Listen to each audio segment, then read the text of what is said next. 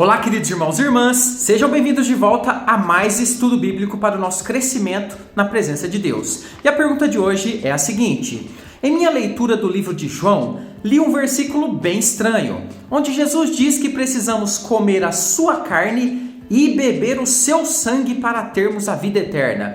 Fiquei um pouco confusa com isso. Pode me explicar com mais detalhes o que isso quer dizer? Muito obrigado, querida irmã, por dividir com a gente a sua dúvida, que é interessante sobre essa fala de Jesus ali no livro de João. E você que me assiste, tem alguma dúvida da Bíblia? Certamente que sim. Coloque aqui nos comentários a sua dúvida, pode virar o próximo vídeo e ajudar muitas pessoas, além de você, é claro, a conhecer mais da palavra do Senhor, ok? E para você receber sempre os novos vídeos, eu sempre repito aqui, embaixo desse vídeo tem o botãozinho inscrever-se. Faça a sua inscrição, é gratuito, tudo tranquilo aqui pelo YouTube, fácil de acessar. Participe com a gente dessa que está se transformando em uma das maiores comunidades de estudo bíblico expositivo aqui do YouTube. Se você ainda não me conhece, eu sou o presbítero André Sanches, eu sou autor desse canal, sou também autor lá do blog esboçandoideias.com, mais de 10 anos já fazendo estudos para os irmãos, e eu ajudo pessoas a conhecer mais da Bíblia de uma forma simplificada. Vamos então para a minha louça de explicações aprender mais dessa questão aqui que é importante, todo crente tem que saber a respeito dessa questão levantada por essa irmã. Vamos lá então aprender mais. Então vamos lá, texto na tela, João capítulo 6, verso 54, que diz o seguinte: Jesus está falando aqui que quem comer a minha carne e beber o meu sangue tem a vida eterna, e eu o ressuscitarei no último dia. Um texto difícil, complexo, mas extremamente profundo quando nós analisamos o contexto. Queridos, Jesus, mais do que qualquer outro personagem dentro da Bíblia Sagrada, utilizou muito figuras e parábolas para trazer lições aprofundadas.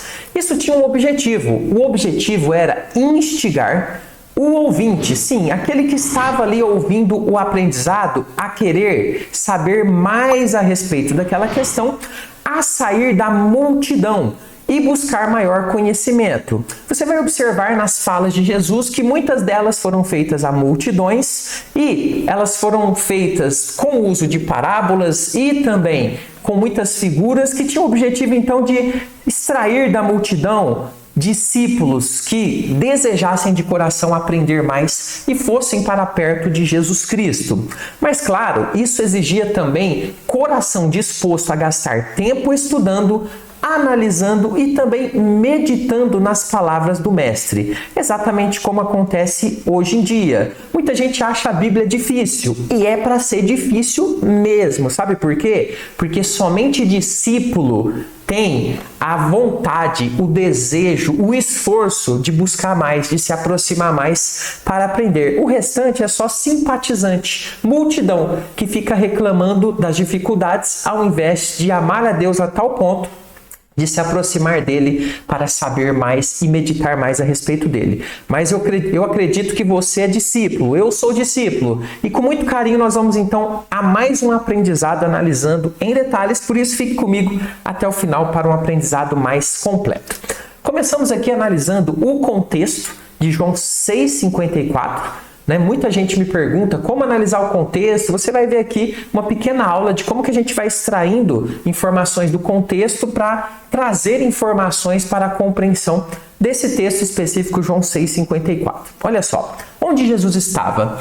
Jesus estava ensinando uma multidão, olha que interessante lá dentro desse contexto, e isso acontecia ali na sinagoga de Cafarnaum. Onde que era Cafarnaum? Ali o quartel-general de ação de Jesus Cristo, que ficava lá na Galileia, lá pertinho do mar da Galileia. Observe João 6, verso 59. Ele disse isso quando ensinava na sinagoga de Cafarnaum. Então João aqui situa quando que foi esse ensino de Jesus Cristo.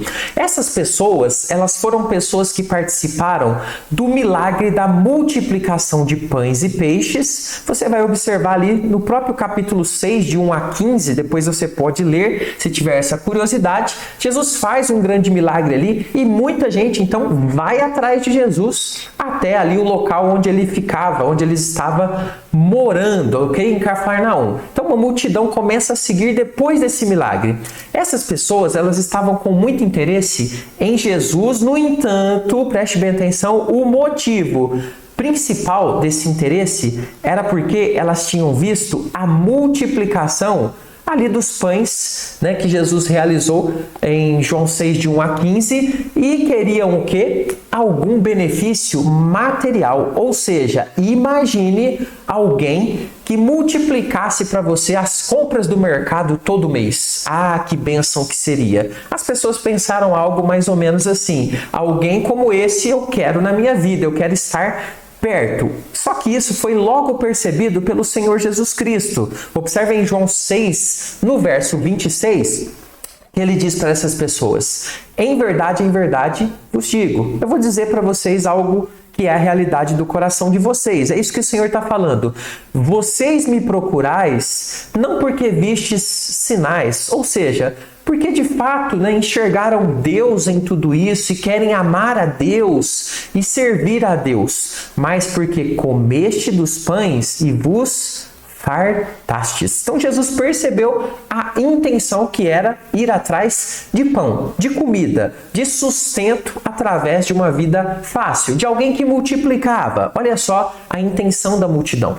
Nesse contexto, Jesus começa a ensiná-los, fazendo então uma comparação do alimento físico com o alimento espiritual. Jesus, a gente observa, ele sempre aproveitava, até mesmo dentro da multidão interesseira, ele sempre aproveitava os momentos para trazer algum tipo de ensino.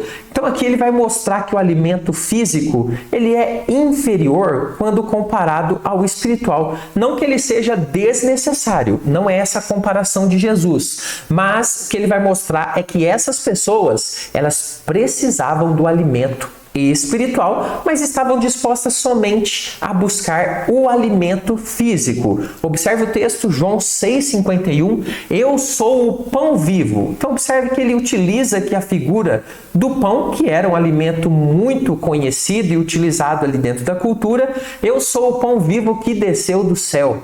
Se alguém dele comer, viverá eternamente. Olha que interessante. E o pão que eu darei pela vida do mundo, ou seja, para que o mundo viva eternamente, é a minha carne. Então Jesus aqui já lança um ensino bastante enigmático para a multidão. Essa comparação de Jesus era para mostrar que ele era superior ao maná.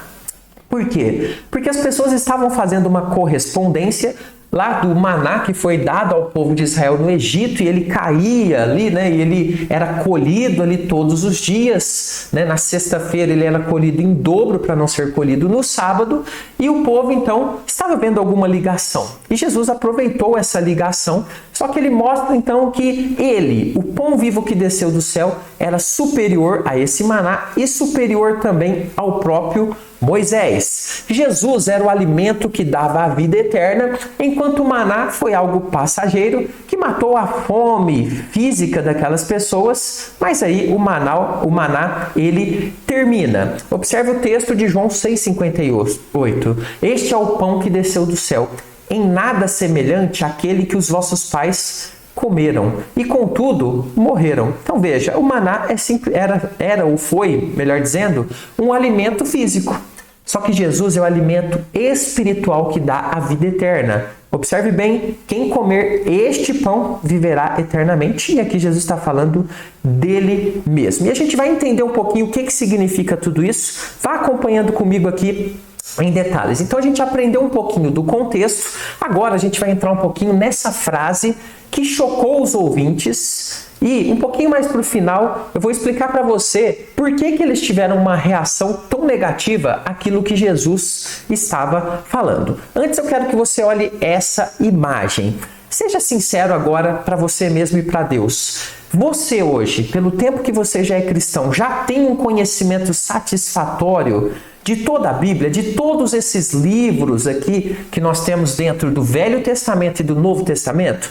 Certamente você deve estar pensando, ainda não, porque é muito difícil, é muito complexo. De fato, para você estudar sozinho tudo isso aqui é complexo. É por isso que nós criamos aqui um projeto missionário e de estudo da Bíblia. Sim, vamos Vamos unir o útil ao agradável. Nós amamos aqui no nosso canal ajudar missionários, principalmente missionários que estão em campos difíceis ali fazendo missões. Então nós criamos um curso onde eu vou te ensinar de Gênesis a Apocalipse, ok? Em videoaulas que você pode assistir em qualquer horário, de qualquer equipamento.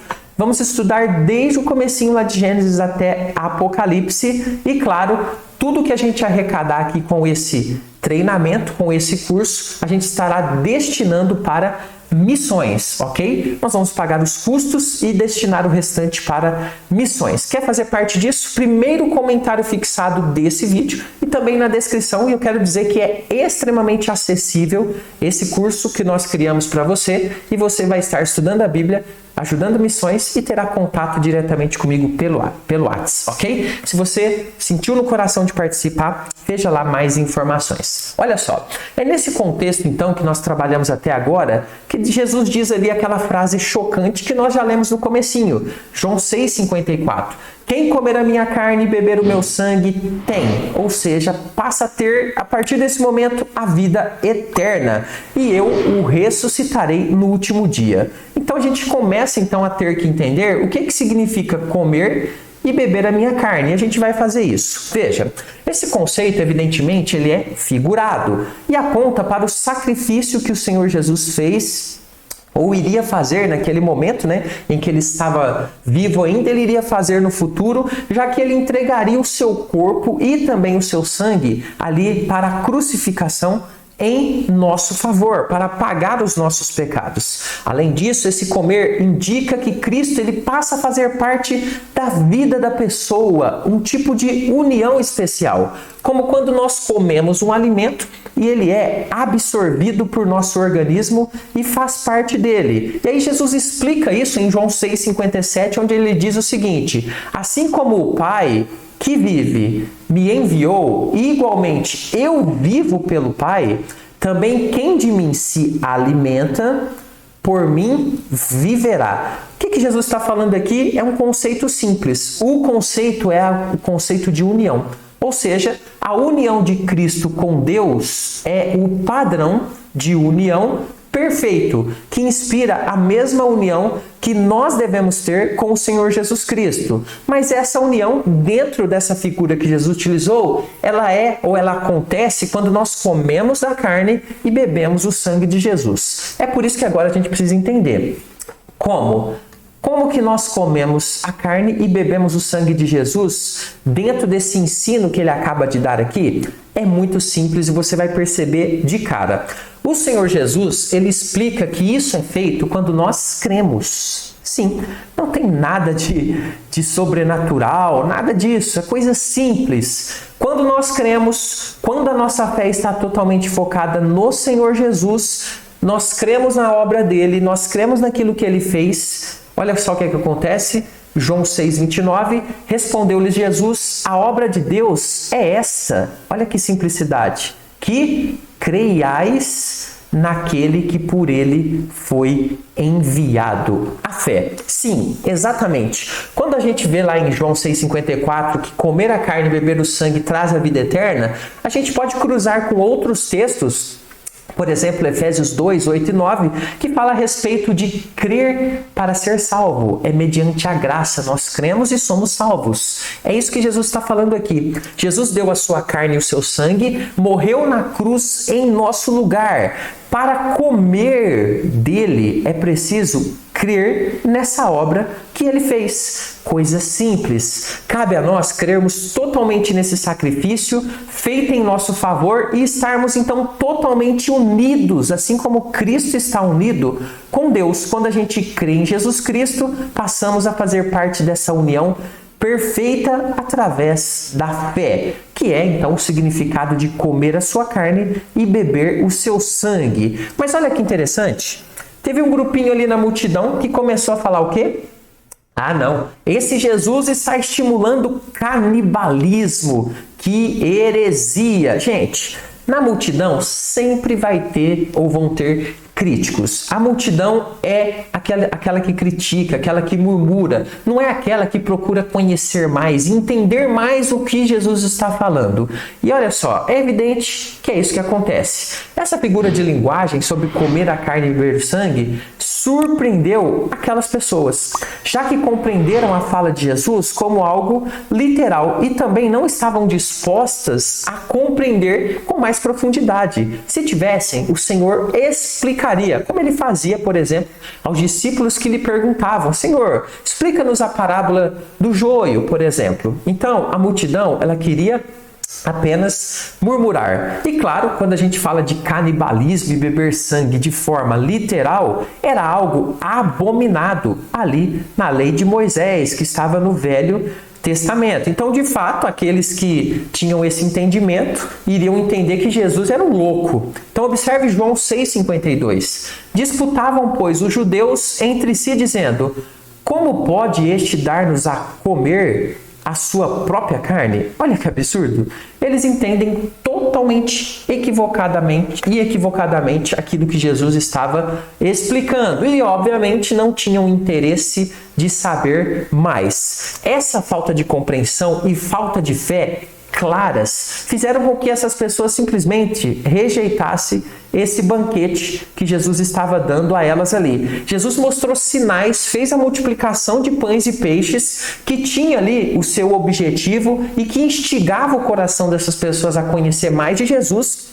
Elas, obviamente, com o coração humano pecaminoso, queriam somente o pão, o físico, o que tinha nessa terra, mas Jesus queria mostrar para elas o espiritual, mas elas então fecham o coração para aprender mais sobre isso. E aí elas fazem o quê? Elas abandonam Jesus Cristo, o alimento espiritual que elas necessitavam, mas que elas não quiseram para suas vidas. João capítulo 6, verso 66. À vista disso, ou seja, de tudo isso que Jesus estava falando, muitos dos seus discípulos o abandonaram. Então, já que não é para multiplicar pão, a gente não quer. Já que é um discurso desse, de ficar falando de comer carne, e a gente não tem interesse também de saber disso, já não queremos e já não andavam com ele. É aqui então que se separa discípulo de multidão. E claro, para a gente ir caminhando para o final, num contexto posterior, ok? Então observe que até aqui eu não falei nada de Santa Ceia, perfeito? Por quê? Santa Ceia vem depois. Então, depois, passou muito tempo, nós tivemos a instituição da Ceia do Senhor pelo próprio Cristo, que trouxe então dois elementos simbólicos que também fazem parte desse ensino. Observe como que o apóstolo Paulo depois ensina mais para frente. 1 Coríntios 11, 26. Porque todas as vezes que comerdes este pão, então o pão aqui era o físico que simbolizava o pão espiritual, o corpo de Cristo. Evidentemente que o ato mecânico de comer um pão não realiza nada. Pela fé, quando você come então esse pão, participa da Santa Ceia do Senhor, você está ali depositando a sua fé, crendo, dando um testemunho de que você crê. Ou seja, você está comendo do corpo de Cristo. E beberdes o cálice ali com o suco da videira também tem o significado, igual. Anunciais a morte do Senhor até que ele venha. Então, quando Paulo diz anunciar a morte do Senhor, não é dizer assim, olha, Jesus morreu. Todo mundo sabe que ele morreu. A morte do Senhor aqui é a morte pelos pecados. É a morte pela minha salvação, pela sua salvação. Nós comemos desse pão, primeiro pela fé quando nós cremos, e hoje através da Santa Ceia do Senhor, participando e fazendo esse memorial, dizendo a todos e testemunhando, olha, esse Cristo morreu e deu o seu corpo e o seu sangue para nos salvar. E aliás, falando de ceia, vou trazer aqui um vídeo para ampliar o seu conhecimento. Precisa batizar para participar da Santa Ceia? Onde que isso está escrito na Bíblia? Precisa batizar para participar da ceia? Ou será que a gente pode dar a ceia para todo mundo? Aqui nesse vídeo eu explico essas questões. Te espero nele. Até a próxima. Fica com Jesus.